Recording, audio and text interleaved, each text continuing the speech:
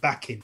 Why are you not surprised about the success of the song? The song is absolutely timeless. They use the songs in movie soundtracks. They use it in advertisement. It's crazy. This was the track that turned. That was another track that turned the fortunes, the earning power of Chess, because Chess has moved to a new, bigger building, bigger studio. It's not cheap to run a label, and because remember, a lot of people don't realize with Chess Records, Motown had a distribution deal with them at one point before they did start to do things independently. Okay. Yeah, and Chess, Leonard Chess was very supportive of Martin Luther King. They were good friends, and they developed the radio station for the Negro. They were very black empowering, these brothers. Sure. Affinity Extra, be extra. The views and opinions expressed in this podcast are personal and do not necessarily represent the views of Affinity Extra. I'm turning the wrong thing down. Sure.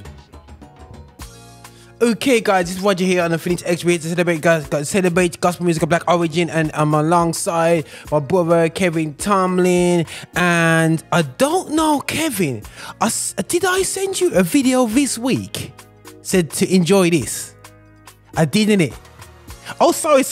I got Kevin there, so yeah, and he's talking, and I got him on mute. Sorry, Kevin, can you hear me? Yes, I had received it, and I was very impressed with this trombone, the trombone and the brass section. All right. The most, I believe. All right, Kevin, we're gonna do something a little bit different now. Still, yeah, I'm gonna play this track, yeah, and me and Kevin's gonna vibe over it. Still, yeah, you cool with that, Kevin? Yeah, you know what I'm saying? Because I think this track came out through the COVID period, yeah, and somebody recorded a song, and I'm gonna do this as a little video because I think that I'm gonna play it, and I'm gonna hopefully put the video in the video anyway when me and Kevin comment about this anyway. Still, yeah, but I'm gonna play it because I think there's some things which we need to appreciate in it. You know, when you it's music at its finest, and it's rawest, you know what I'm saying? And to make them know that, you know, as people of colour, we got it, you know, people, we got it, you know. If from and don't disrespect the mothers there still in it still, yeah, because the mothers can hold a beat, you know, instead of the drummers them still, yeah, you know, we have these big click tracks and stuff when you got mommy holding. Anyway, I'm gonna play this track, guys, yeah, and me and Kevin's gonna we're gonna vibe over this because this is impactful. So it was really mellow cello, yeah, and you know it's a brass section, yeah. But the beautiful thing about it wasn't harsh. Okay. It was groovy and smooth. This is all right. We're gonna and the song. Great, bro. Play. Let me see if I got it.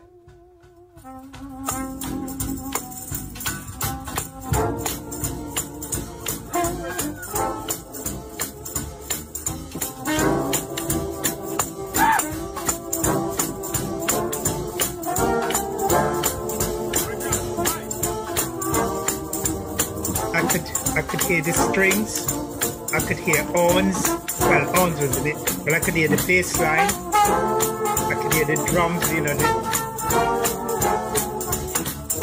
Bro, a lady's using a box, you know the box there? Yeah. To keep the time, you know, bro. And the tambourine, bro, we don't do that anymore, bro. We've lost that heart, man. We used to do that. And this is not mixed, you know. This is off a phone. This is crazy. I know.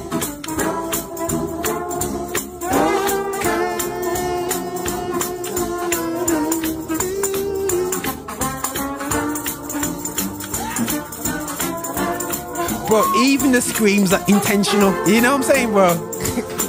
But the orchestra, this music, yeah, music that was coming from Chicago, you know.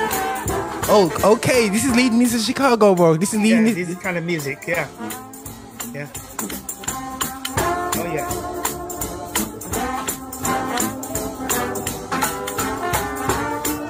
It reminds me of the bread basket. The Breadbasket Orchestra. Okay. That was recorded at Chess. Okay. The music was similar to this. Brass section.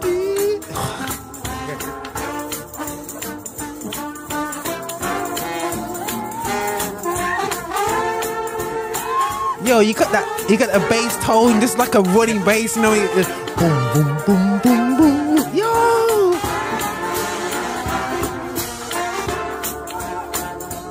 What happened to this Kev? What happened? Yo. Oh, what is?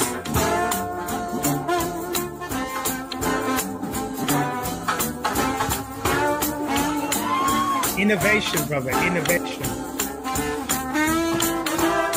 Guys, you gotta understand, musicians don't need, oh wait, yo, we know our levels, we know how to play, how loud to play, how soft to play. You know what I'm saying? These guys are not mixed. This is raw, outside, playing in a time of struggle. You know, in mid of COVID. You know what I'm saying? Don't know what tomorrow brings, but what did it return to? Gospel. You know what I'm saying? You know, if you don't know the song, by the way, you should be embarrassed, man. You ain't been church.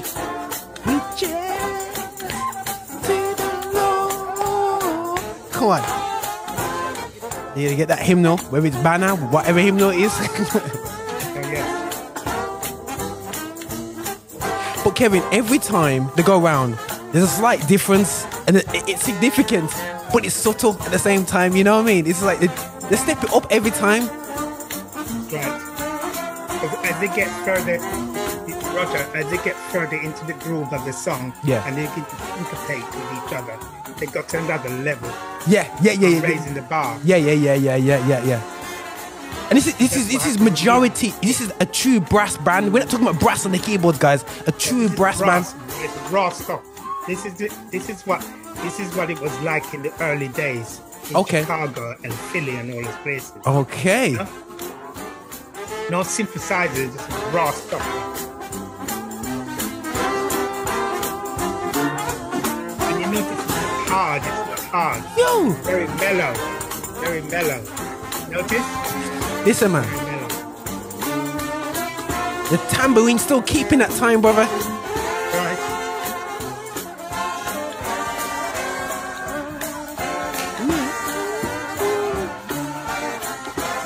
And you had the man in the big cymbals, innit? Yes. Part of the percussions.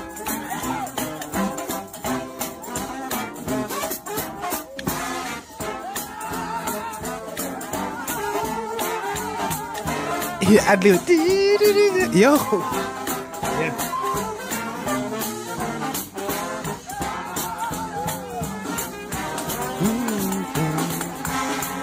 Where was this recorded?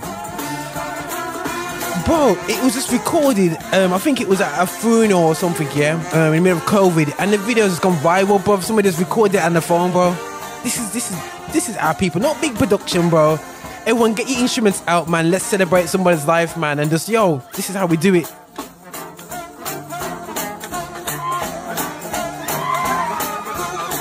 Notice the guy got another groove now.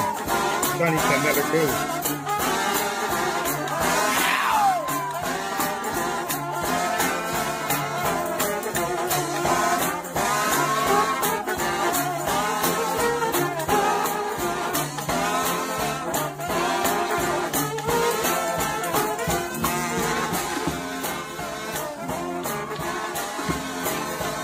And you know what, Kevin? I have to say to people, it's more time. They never had that much probably rehearsals before they do this, you know what I mean, bro? But just know what it is, you know what I mean? Jump on, you know the song. Let's do this, bro. Well, that's what church was like. That's what church was like. Worship. Yeah. And this is where I feel, as black musicians, sometimes we need to just come back home, man. Come back home, guys. Let's get back to the soul of us, man. Get the soul of your people. You know what I'm saying? You know, and because of church, I understand, guys. You know, we struggle, and I appreciate the struggle, guys. I really do appreciate the struggle. But Kevin, you know, for me, you know, I bumped into that again because I saw that a year or so ago, and I just absolutely loved it, man. And bro, it's like, you can almost say escapism. You know what I mean? You feel the old time because the way they articulate a song, which I grew up listening to. I believe it's Andrea Crouch song. I believe it. Is it Andrea Crouch song? That song is. Yeah, it's Andrea Crouch song. And Andrea Crouch is an internationally acclaimed worship leader who also, believe it or not, holy and holy, he worked with the likes of Michael Jackson. You know what I'm saying? He worked with a number of, you know what I'm saying, a number of Quincy Jones and Quincy Jones and these high level guys, you know, but yet we know him primarily for his greatness and his songs, his fundamental songs that he wrote. You know what I'm saying? That's the fundamentals to a lot of great creatives in and outside of the gospel. But the thing is, the beauty of it, what I love is this band, everyone call it, you know, when we see this from a UK perspective, we look at from a Mississippi kind of New Orleans, we just automatically think Rastoff is there. But as Kevin's pointed out still, yeah, that's probably just what we've been taught through the education system that we've been given, and not realizing that there's bands, you know what I mean, brass bands all through the US, you know what I'm saying? And sometimes for me, growing up, again, I've mentioned a few times, you know what I mean, I probably can't get it off my chest, my parents stopped me from playing the trombone. But anyway, so yeah, and when I'm seeing a man just like trumpet and just throwing out notes, I'm like, oh, why not me? But maybe I could learn now. But for me, the way to articulate a song without, you know, the words, Kevin, you don't need the words. Okay, Kevin, you break down what you're hearing from the track anyway. So we're just breaking down this track, guys. Sorry, it just, you know, because I feel like it's just a beautiful track to break down. Well, the track remind me what we're going to talk about today, because there were men of that caliber and above that came out of Chicago and what they did. And the interesting thing about Chicago, the soul music that came out of there, it was very soft and mellow, but brilliant and forceful, right? And it wasn't gritty in sound. It was not. It was well polished. And the musicians that these artists that we're going to talk about today, they were trained. Wow. Classically and jazz trained. So you're getting mostly the top end, the best musicians in that region. Yeah. You could say some of the best musicians on both sides of the coast in America. They were the best that came out of Chicago, because most of them, the arrangers, the musicians, most of them had classical and jazz training. You know, like claps for black people, we clap on. I think they said we clap on a 2 and a 3 or something, 2 and a 4 or something like that. So we clap differently to I don't say white people, but you know what I mean, in terms of the black church. We have a different rhythm, brother. So do you find with the brass we have different pushes? Like, so I'm listening to these guys and they're going boom, boom, boom. There's a push where everybody knows where to push. Like, we know when to, like in reggae, you would push like a jiggy, but they push differently. And I think you could fit in if you know the pushes. Is it that sort of thing, bro? Where there's a way that we push in? Is it like that for brass instruments? You find that there's a push that our people do that's a bit different. Yes. If you listen to the brass instruments that came out of Chicago, they were choral in style. They were flowing. They're just move in and move out. They're almost like strings, but they're brass. They're so soft and delicate. When you listen to the Curtis Mayfield stuff and many of the music that came out of that city, it was mellow. There's a lot of beautiful melody and softness.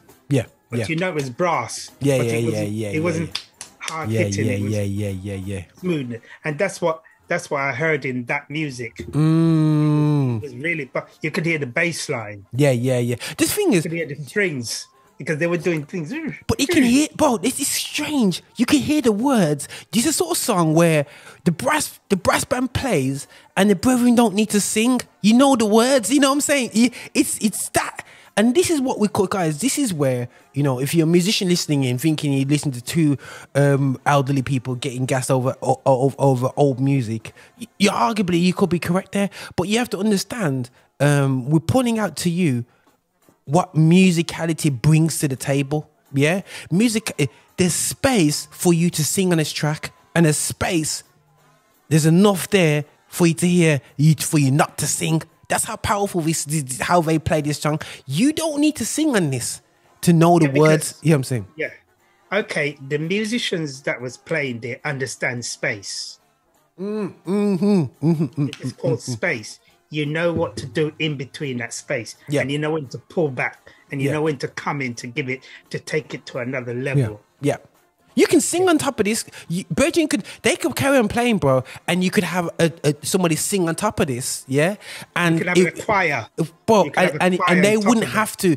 They wouldn't need to do anything. You know what I'm saying? They just carry, because how they're playing will fit properly. And I feel that musicality these days is so.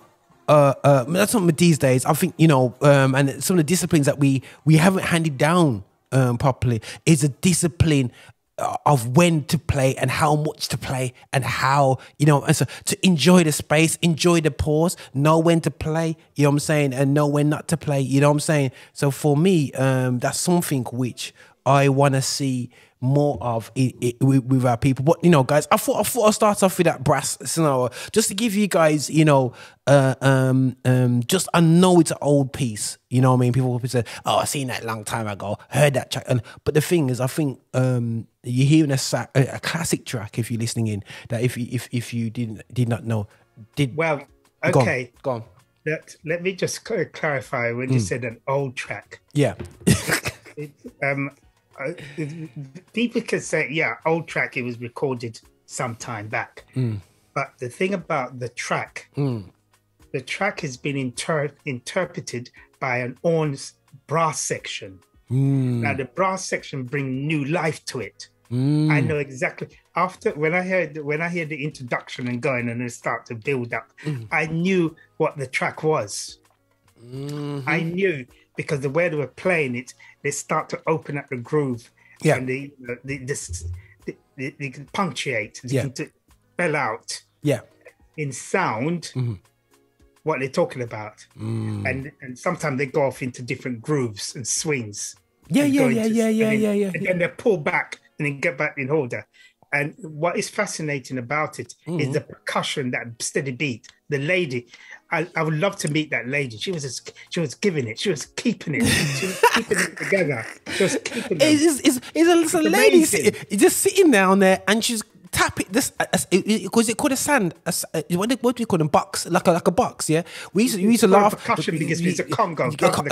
And she was clapping these things together, guy. You know what I'm saying? And keeping the time of. She's like the metronome for the whole set. You know what I'm saying? And then when they stepped it up, it was like all I see is a double pa pa pa, like doubling it up but keeping the time and incredible. And that is absolutely. You got to give that woman. Yeah. Got to praise her for extraordinary timing, because I was watching her and I said, "Is this?"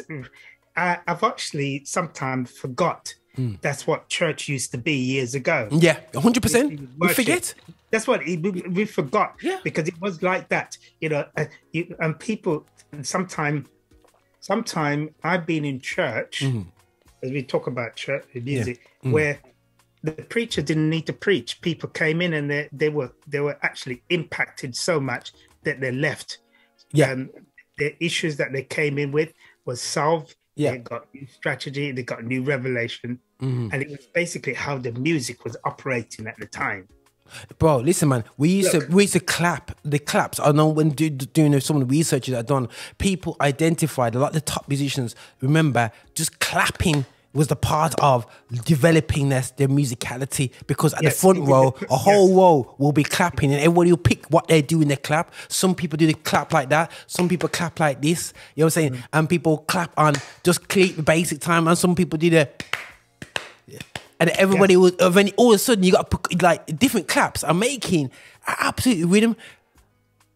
It's just the rawness of some of the things we need to bring back, people. You know what I'm saying? Well, the thing about it, what was very important as we look at the ladies that come out of Chicago. Yeah, man, let's go. Yeah. Because this is where they're coming from, guys. This is this is the music that they're coming out of church. These are soulful. These tunes, the rhythms, they're coming out of that. And the joke is, bro, they'll be like, "Sister, sing the verse now," and they would have to sing on top of that in a way. Yes, you can't fluff your lines. You have to sing proper. Well, this is what.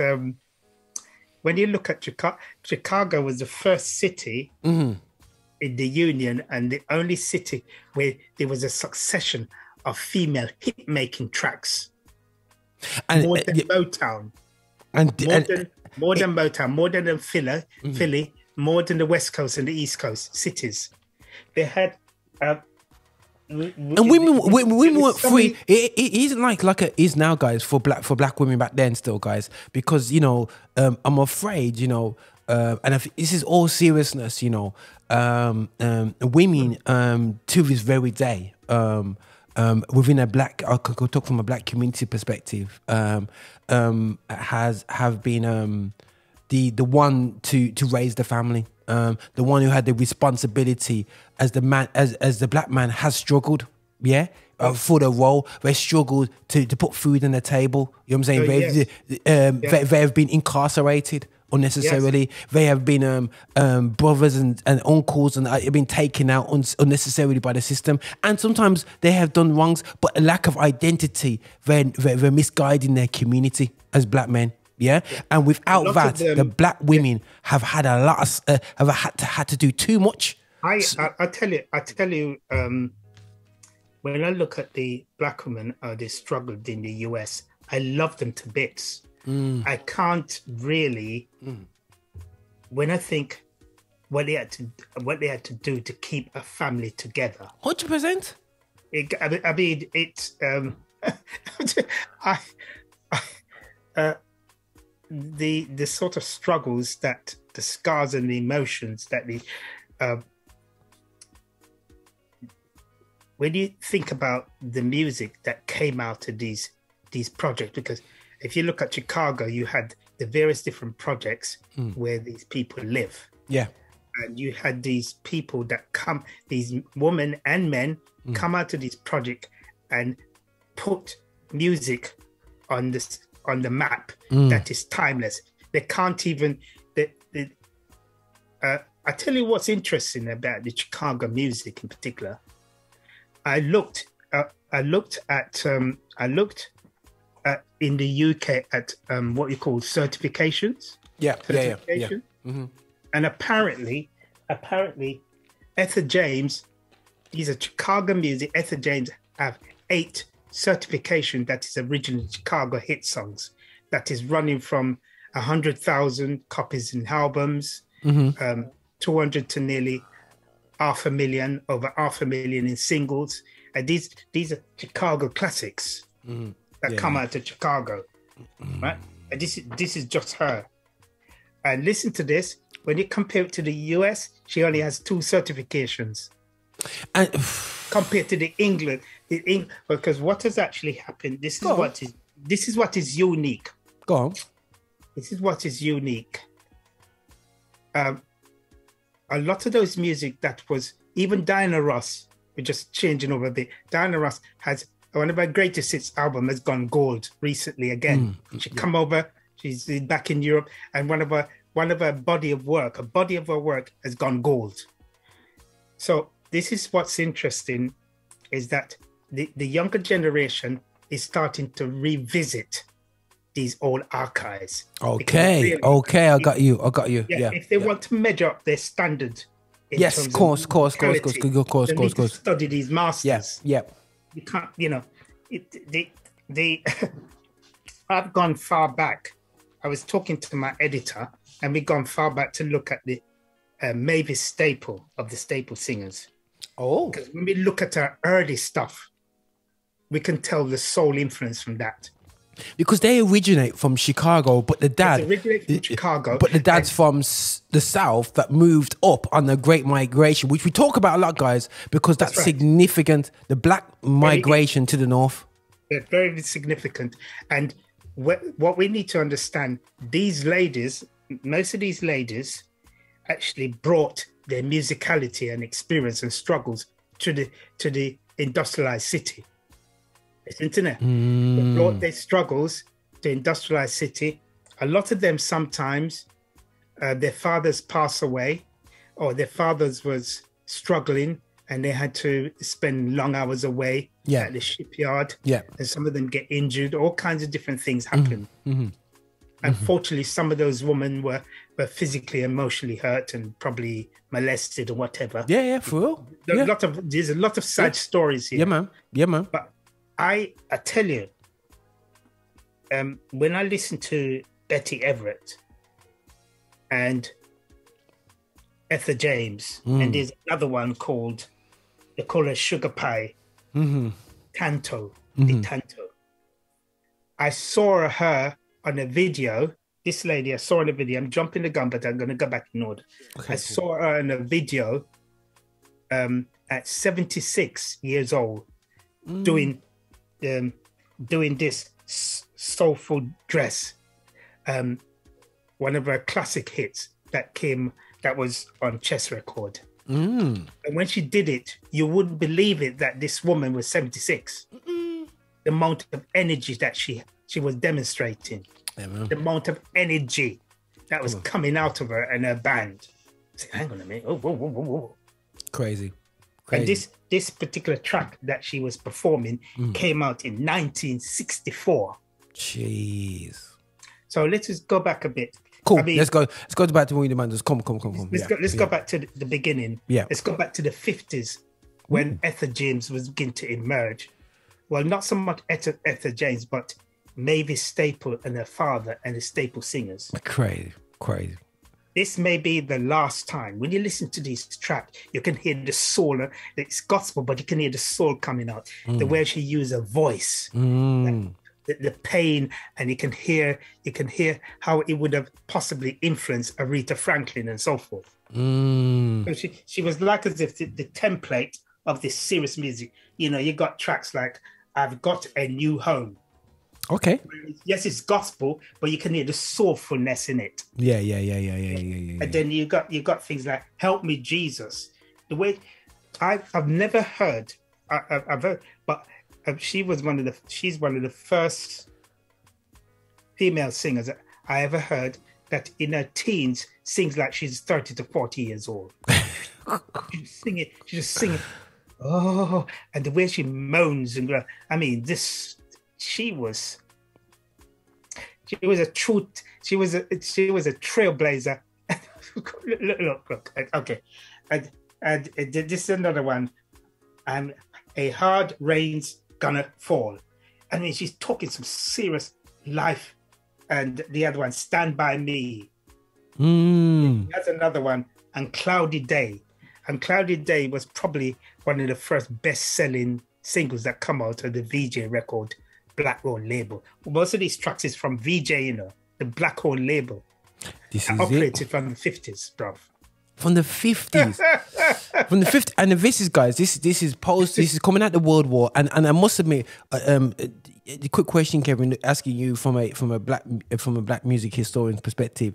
Yes. Do you feel that I felt that before the World War II, people loved our music and we was touring the world anyway with our music.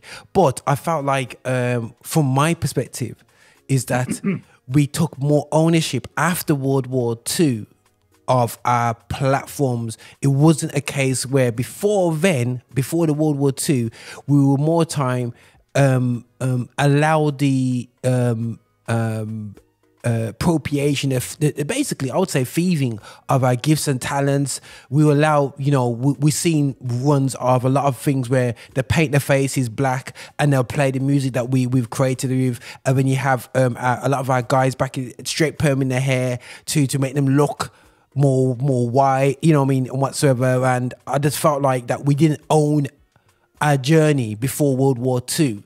I mean, after World War II, when the Great Migration happened from the South going to the North, that's when we started doing our business and setting up. I'm not saying things weren't happening before because there was moves going on, but I felt like there was a different move in the 50s, bruv. And is that a true analysis of that situation.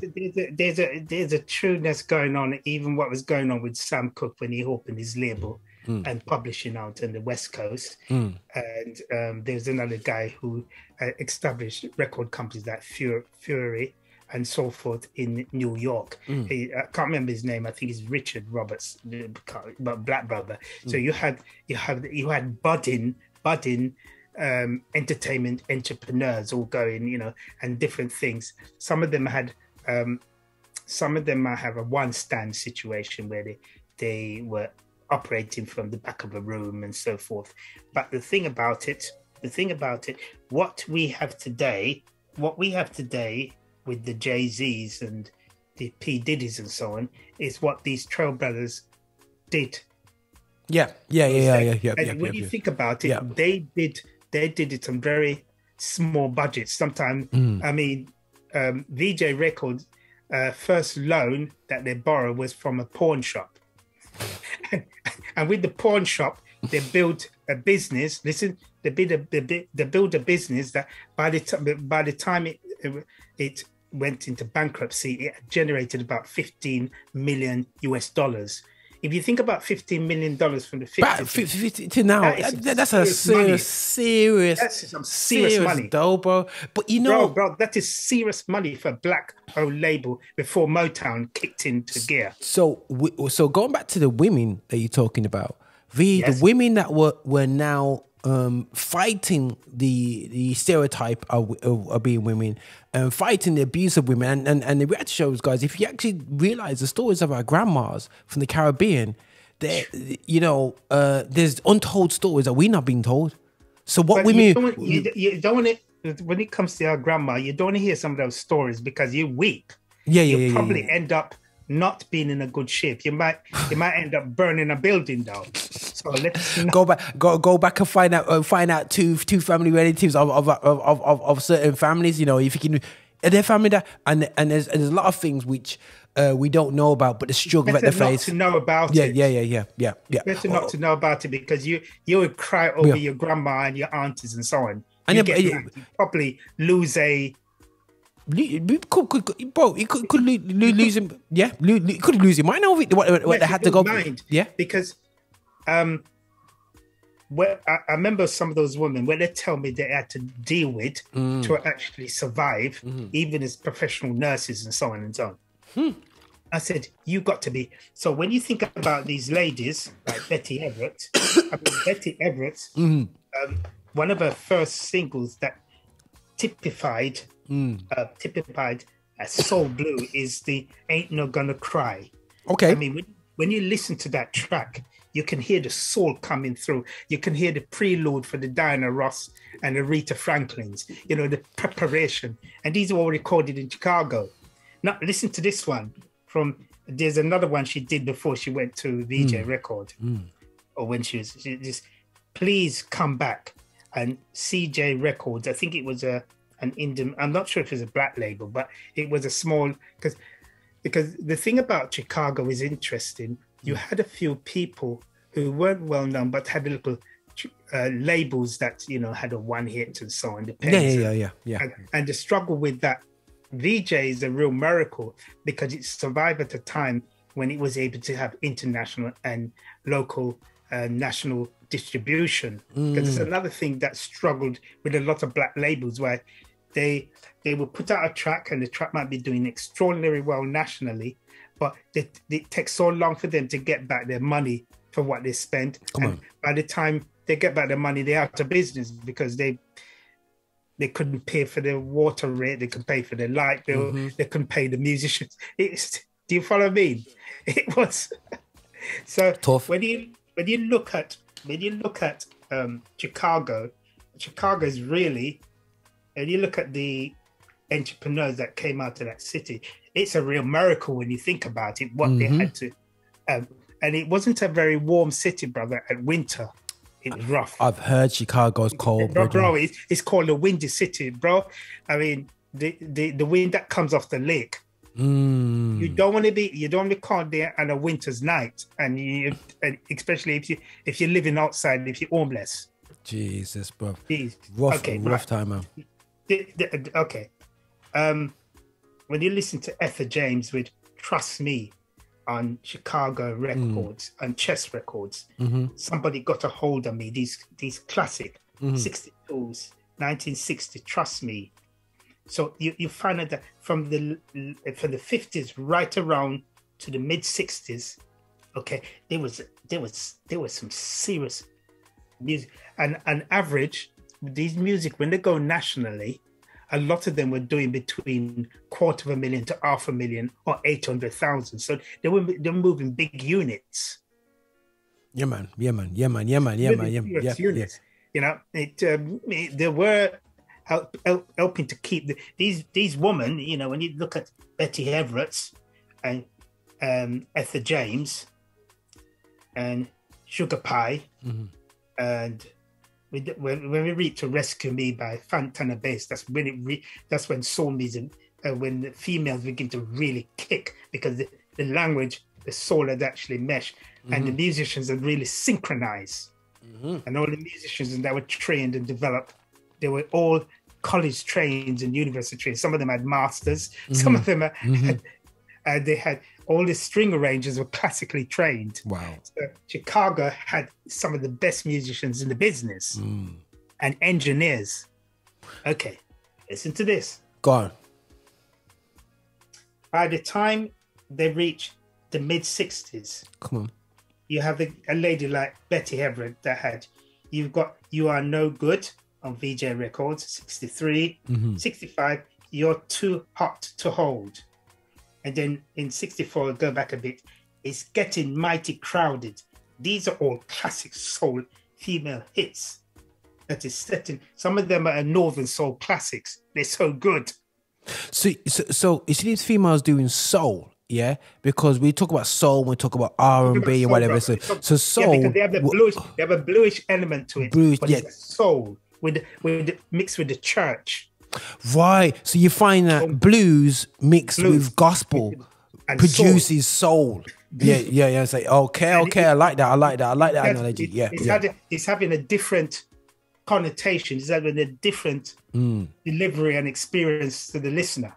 I like that. Because the thing is like we see all about soul and R&B and whatever there still. Yeah, we look at the derivatives, but you got the blues element still mixing with. Chicago, I like that. Yeah, Chicago was famous for urban blues. Yeah. Okay. Brothers, Muddy Waters and Buddy Guy and so forth. Willie Dixon, it's serious blues music. I mean, these brothers, the blues that came out of Chicago, bro, it was an urban blues with the best. Chess had a building. Their studio was such constructed a way that you can tell a Chicago's blues from any other city. It had a style, and the way it was recorded in the studio, the acoustics. Wow. It was so cutting edge that it influenced the Rolling Stones. The Rolling Stones come up there twice to record in the Chess studio. So again, the females are breaking now, guys, through at this time. At the time with these great musicians and this great environment. We talk often about Aretha Franklin and how she change black music in terms of showing the financial strength of what we bring to the table with her hits and turning the music industry in America into $1 billion business. Yeah, the reality show is she needs to be inspired. You know what I'm saying? She needed to be inspired her. These women now set away, broke through the barriers for women to go left. Aretha Franklin came on the scene, bro. Because remember, up to at one point, she was just doing standard jazz stuff with Columbia. By the time Aretha Franklin came on the scene, okay, and there were classical soul tracks like "I Had a Talk with My Man," which is a adaptation of a James Cleveland song. I'm talking Lord. Yeah, she did that. This is the genius. I'm showing you. This is the genius of what's going on in chess with the writers, innovation. I Had a Talk with My Man by Betty Minty Collier. I mean, when you hear that track, it's almost blues and soul together. I mean, it's just It's Wow. yeah. Crazy, Need I crazy, say crazy, crazy. So these women were And then- basically. and then, right around that time when she did that, you had Sugar Pie, the other female. These are on Chess, you know. Most of these people I'm talking about, Etta James, on the Chess only Records. the only one that is on, the only one, Betty Everett is on VJ Records. Yeah. So both, what's happening, both VJ Records and Chess is having some serious competition with their females. But the thing is that is different. Leonard Chess decided to sign up a lot of females. Black females, because they go to clubs, you know, they visit the clubs. Let's sign this lady. The only challenging things about Chess, it for some reason it was not able to build a viable career with a lot of these ladies, because there was issues, royalties, all kinds of issues. That's another story. Yeah. But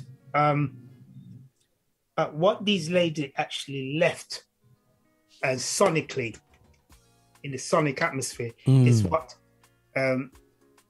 the Adeles and so on go back to refer to, because it's the repertoire that you're going to say. If you want to be serious about soul music, let us take a study of how these women sing and deliver with those musicians. Okay.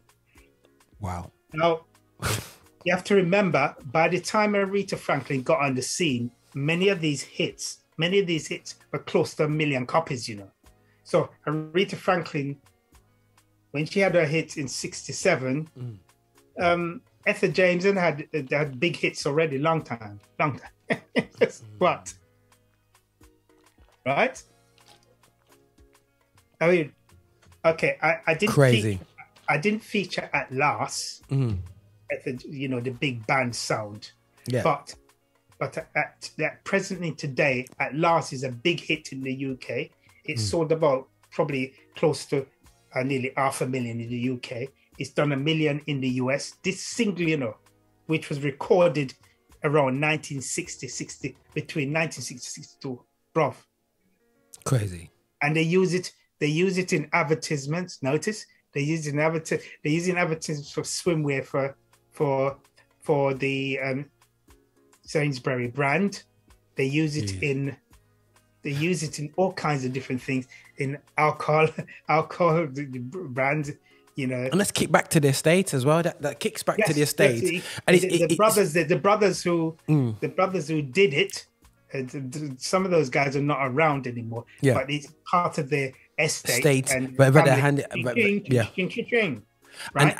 And do you find that the estate, and I'm going to encourage people today, you need to get your musical estate sorted, because when you're dead and gone, and all the session work that you've done is handed down to the next generation. It's wow. The thing about it, somebody else is making money from myself and Bill always question, these songs are hit again. They're selling. I wonder who's getting the money for this. That's what we always ask that question when we're checking back when it originally was done, right? When it was originally done. Listen to this one. Let us look at the Rescue Me by Fontella Bass. Rescue Me. Okay. On that, this is where it's interesting. This is the first time I hear Maurice White, the co-founder for Earth, Wind and Fire, playing drums, where you can hear his distinguished drum style. He's a classically trained musician, and you can hear his drum style in this. This is the best. Listen now. This is the best of Detroit musicians on that one track. Gene Burge.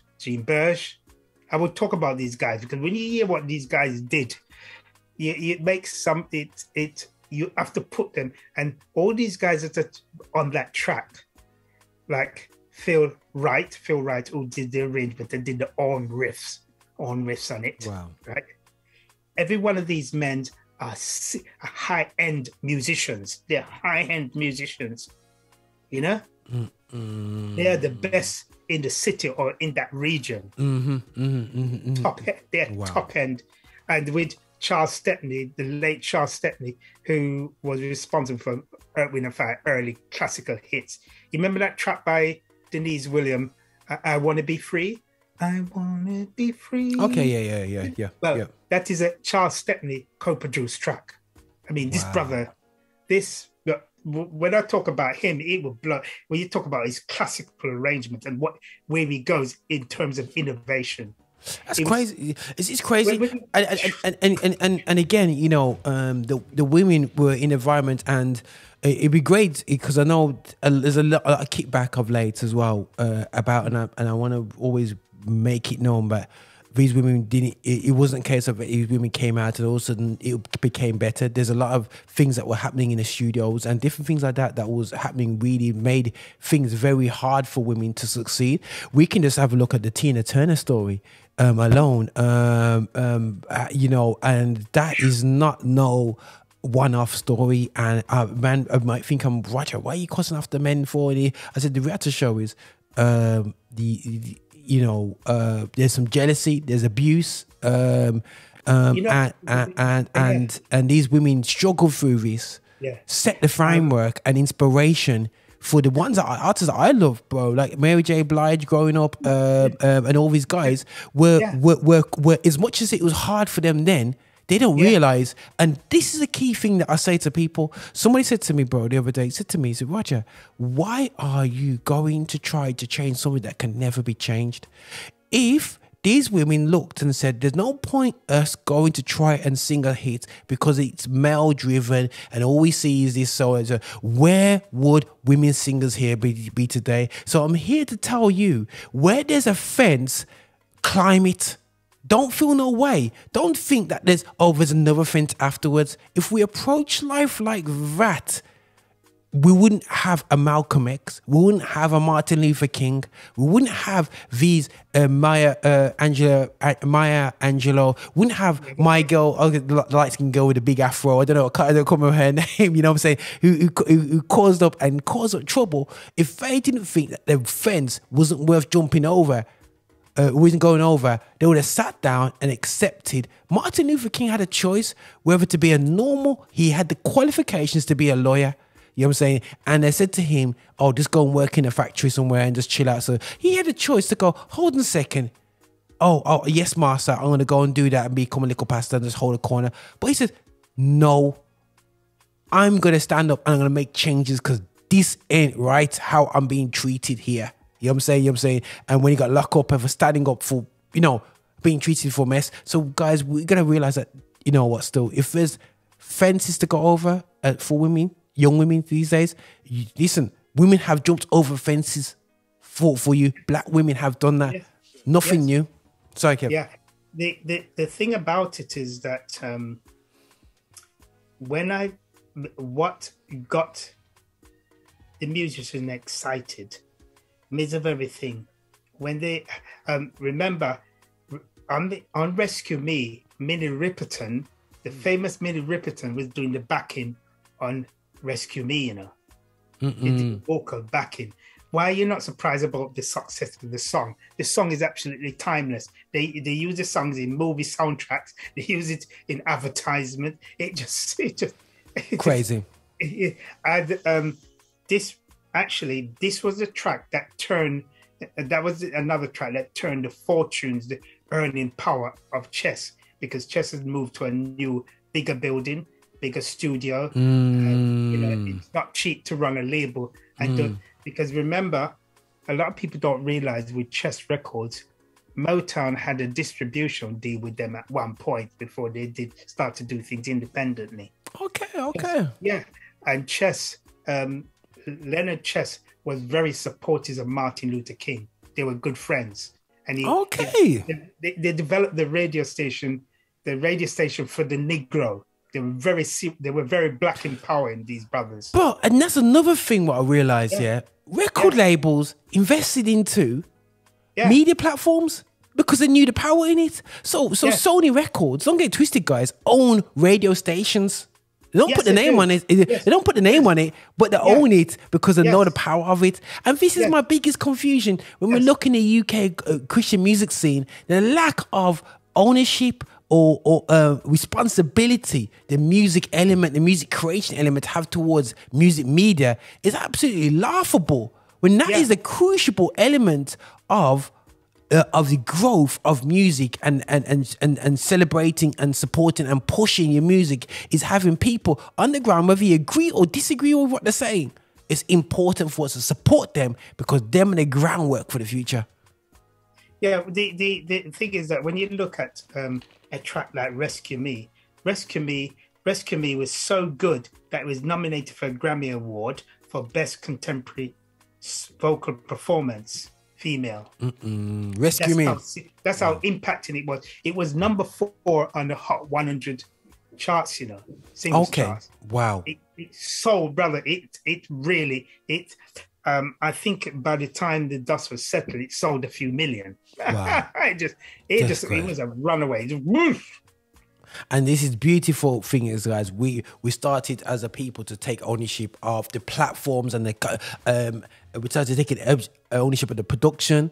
Yeah, we started, like you said, going to pawn shops, getting loans, and ultimately building up our studios.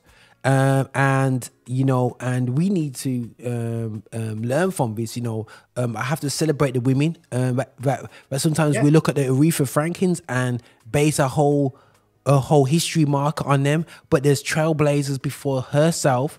Coming out of this, and guys, the world was in the only country that came out of World War II intact was the USA.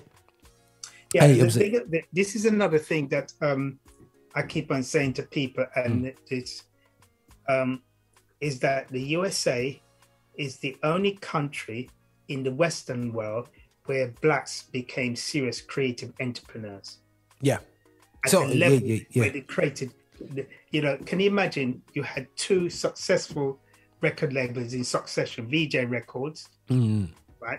And VJ Records had a brief contract with 4 seasons, and out of 4 seasons, during the same time that Etta James and all of them kicking, they had on their label the 4 seasons who had 3 #1 pop singles. A black-owned label managed to do that for White Act.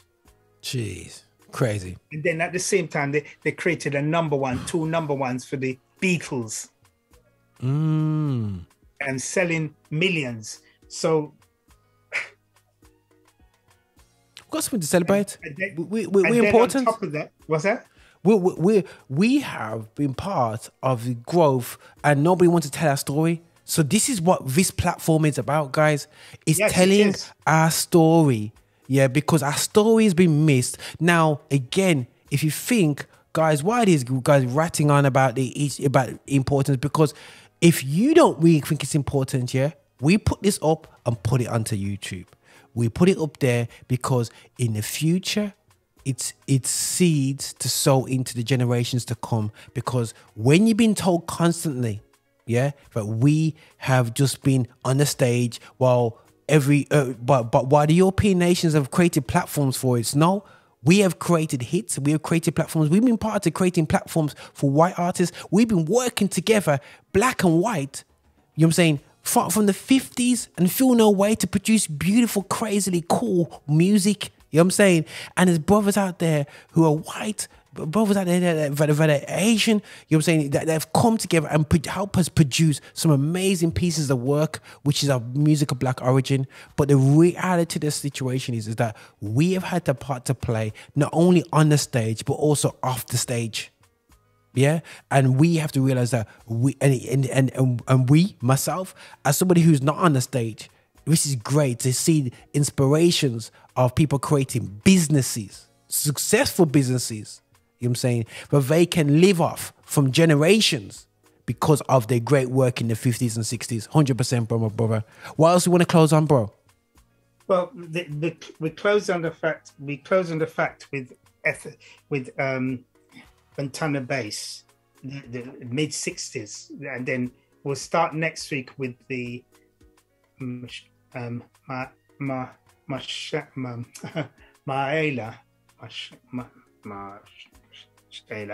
Shaw.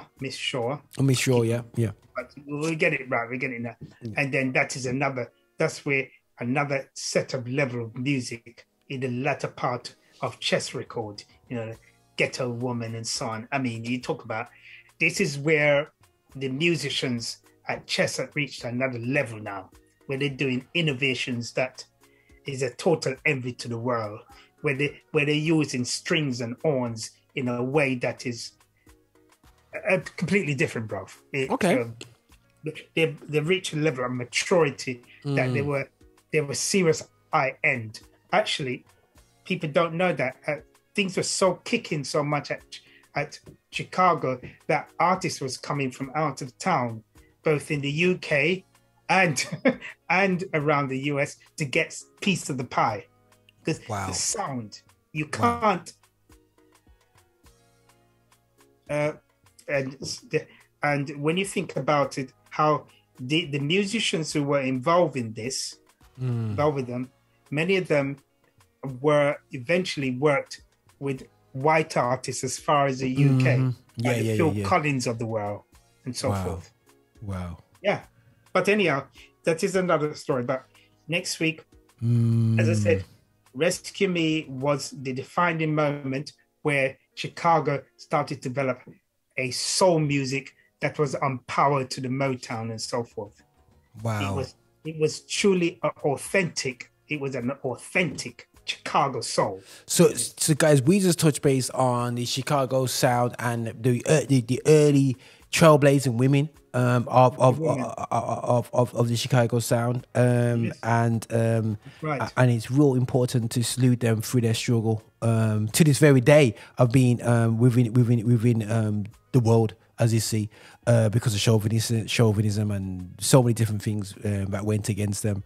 But we have to salute their input into music and courage. You know what I'm saying? To step out and not be a wife at home having children and just chilling. You know what I'm saying? They use their talent, God-given gifts, and took it to another level to go over that fence for the later superstars to come through. And just to say this before I go, there were actually, I can't remember, but I will give you the information hopefully by next week or the week after, of several female artists, particularly one or two, that actually did pure gospel tracks in Chicago, which are of high quality as well.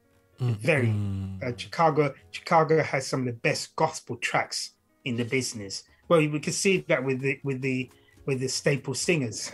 Anyhow, wow, we're talking about stuff from the 50s, and that's on VJ Record, the black-owned label.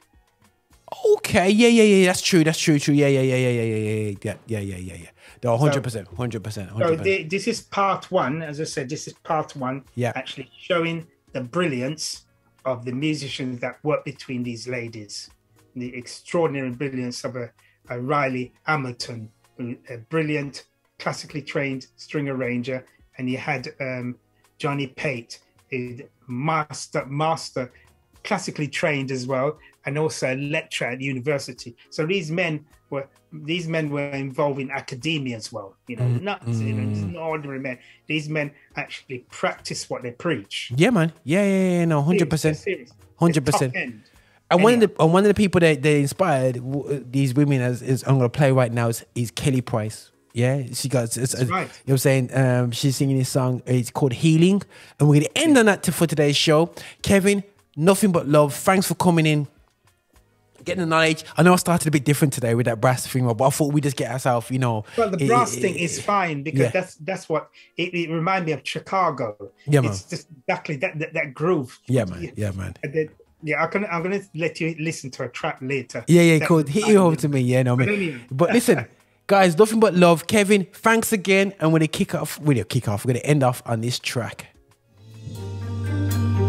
Kevin, take care and thanks again, my brother. Bless you, man.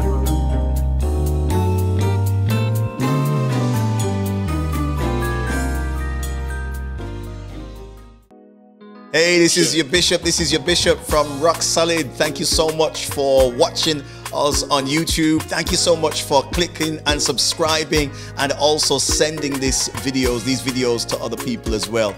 We are so hungry to get your support. So remember, check us out on our website, And also check us out on Insta and wherever you want to find us on Spotify. You can play us all day as well. And just make sure that you are supporting this channel, that we are developing our agenda towards music of black origin, and that is gospel music, music with a message. So please, please, please, please walk with us on this journey. Bye now.